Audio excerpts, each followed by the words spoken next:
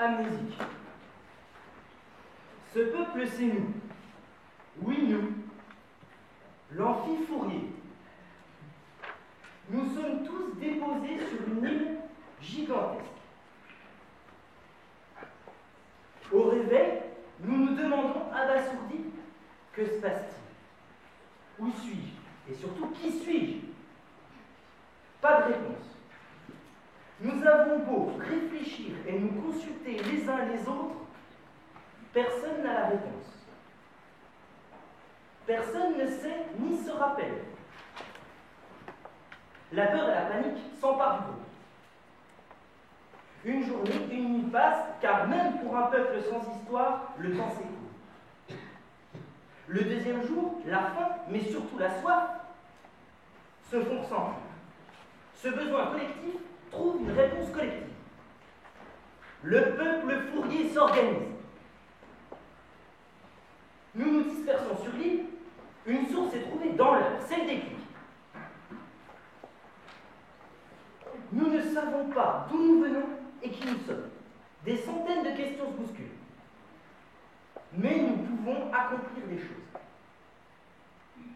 À l'aube du troisième jour, la faim est grande. Et comme pour l'eau, on s'organise. La tâche est plus complexe. Il faudra plus de temps, plus de communication.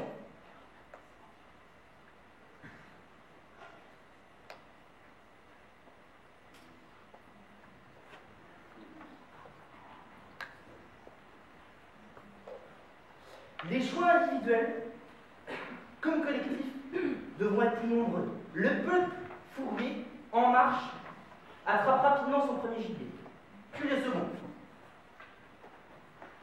La première page de son histoire vient de s'écrire. Sans passé, sans mémoire, l'homme avance, crée, imagine. Ne serait-ce que par instinct de conservation. Ils font des choix impactant le présent et le futur. L'homme n'existe pas, l'histoire n'existe pas sans les hommes dont elle compile les choix et les actions. L'homme, lui, n'a pas besoin de l'histoire pour avancer. Voici l'histoire en marche de notre peuple. Des choses bonnes comme mauvaises vont voir le jour, mais à chaque fois, l'impulsion sera humaine. L'histoire ne s'est jamais écrite sans l'homme. Alors oui, l'histoire est immense, écrasante, car elle se compose de milliards de vies humaines. Le temps aussi est imposant à côté et en comparaison de l'espérance de vie d'un homme. Toutefois, réduire l'homme à son histoire serait admettre que c'est le destin et la fatalité qui dicteraient le passé, le présent et par conséquent le futur, l'avenir. Mais l'histoire n'est pas ce tyran. C'est rassurant de voir l'histoire comme une marche inexorable, nous portant, impuissants, être là suffirait. Ainsi, aucun de nos choix ne pourrait modifier l'histoire qui se déroule sur le temps qui passe. C'est faux et j'ai rien. L'histoire est vue comme créatrice de l'homme. Ce serait grâce à l'histoire que l'homme est ce qu'il est, à chaque époque et dans chaque société. Oui, car l'histoire est le récit d'un présent passé dont l'homme est le principal acteur.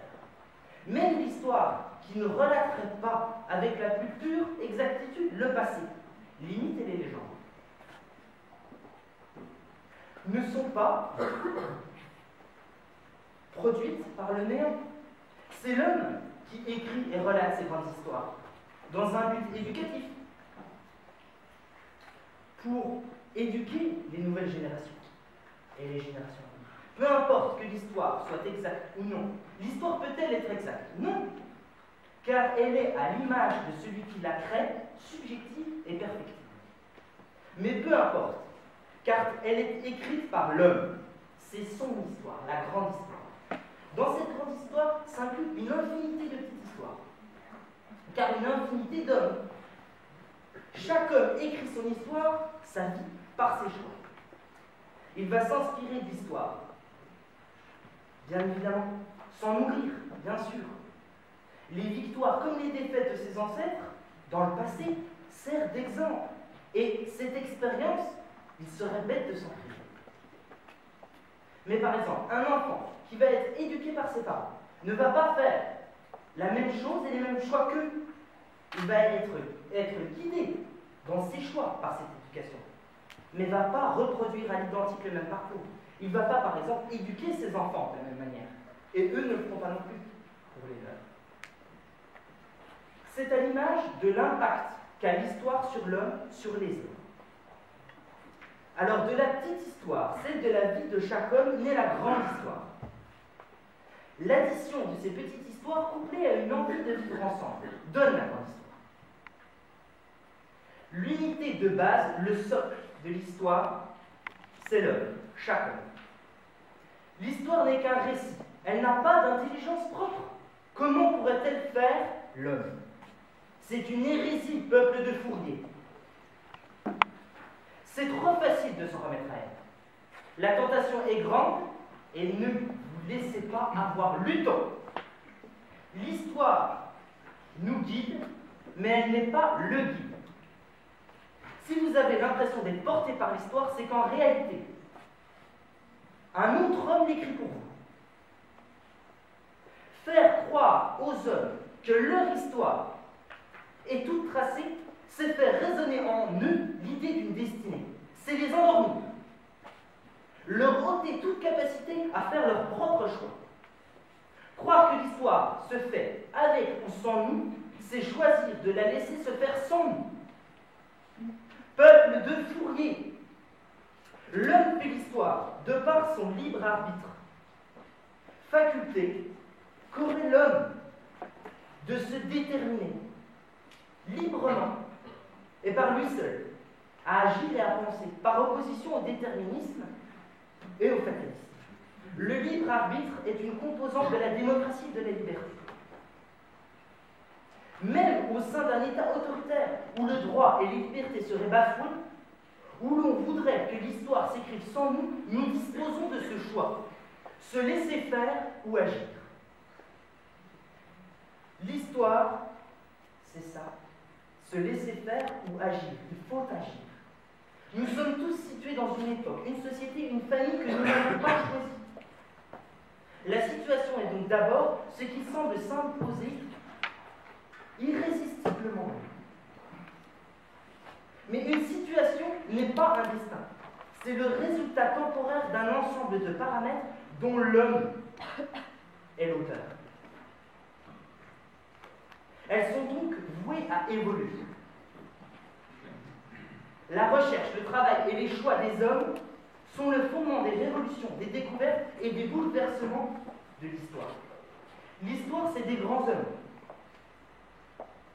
Alexandre le Grand, Napoléon Bonaparte, Nicolas Sarkozy,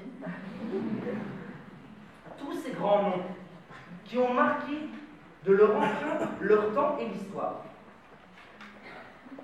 Mais cela ne rend pas les choix des autres gens insignifiants. Nous avons même, à travers le temps et l'histoire, fait le choix que chaque voix compte, que chaque homme puisse prendre part à l'histoire qui s'écrit. C'est la démocratie, c'est le droit de vote. Comment aujourd'hui, en France, l'homme fait l'histoire, il vote, choisit. Si l'histoire faisait l'homme, et par extension la société, alors il n'y aurait aucun choix émanant de l'homme. Il n'y aurait pas de démocratie. Pour finir, si vous n'êtes toujours pas convaincu que l'histoire est bel et bien faite par l'homme et n'existe pas sans lui, disons que l'histoire est un outil. Au même titre que le besoin viscéral qu'a eu l'homme de planter des clous l'a amené à inventer le marteau. La curiosité à propos de ses origines, à propos de ses ancêtres, et la peur d'être oublié l'a amené à créer l'histoire. Et donc vous en conviendrez. Au même titre qu'il n'y aurait jamais eu sur Terre de marteau, s'il n'y avait pas eu d'homme, il n'y aura jamais eu d'histoire sans homme. Si vous êtes tatillon, vous me direz qu'un marteau est plus palpable que l'histoire et qu'il incarne mieux l'idée que l'on a et que l'on se fait d'un outil. Pourtant, la frise chronologique de l'histoire que l'homme dessine, déroule et placarde sur le temps est des plus concrètes.